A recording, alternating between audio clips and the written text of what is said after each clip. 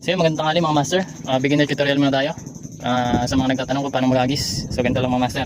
So una, isahawakan mo yung rod ng pag ganito. So pwedeng ganito, dalawang daliri sa taas, dalawa rin sa baba.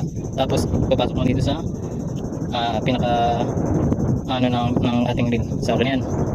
Sunod naman is meron tayong lure. Ito yung lure na ginagamit natin. Yan. Dapat meron siyang at least 1 feet or 3 feet na layo sa pagitan ng tip natin. Ito yung tip ng rod. Yung pinakadulo ng rod dapat na meron silang distansya. So ganyan dapat. Then sa pag-agis naman, so okay na yan. Pag-hawak ng rod, okay na rin. Punta naman tayo sa line. So pagdating naman sa line, kunin mo yung part na to ng line. Yan. Dapat yung ating line ruler na to na part is nakatutok sa mismong fishing rod natin. Yan, hanggang yan dapat. Then para malapit lang yung line sa ating daliri. Then hold this line using your yung pinakaunang daliri natin. Yan. So ganyan na mangyayari. Ipitin mo lang. Dapat hindi mo siya bibitawan muna. Tapos iangat natin itong bail arm na tinatawag. Ito.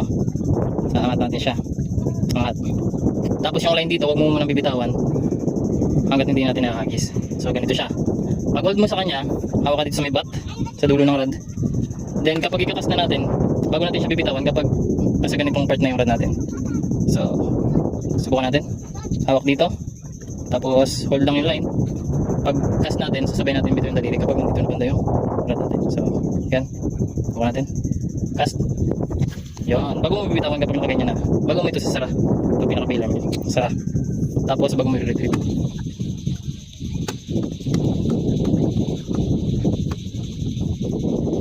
Retrieve lang. Pwedeng fast retrieve.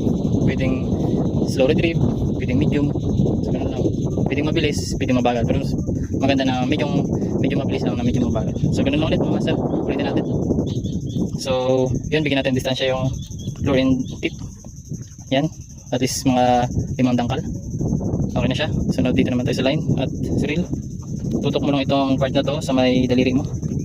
Ito na siya. Sunod hold mo yung line. Yan. Hold natin yung line. Iipit natin dito. Pag ipit, angat natin itong bail arm. Tapos hawak dito sa dulo ng rod.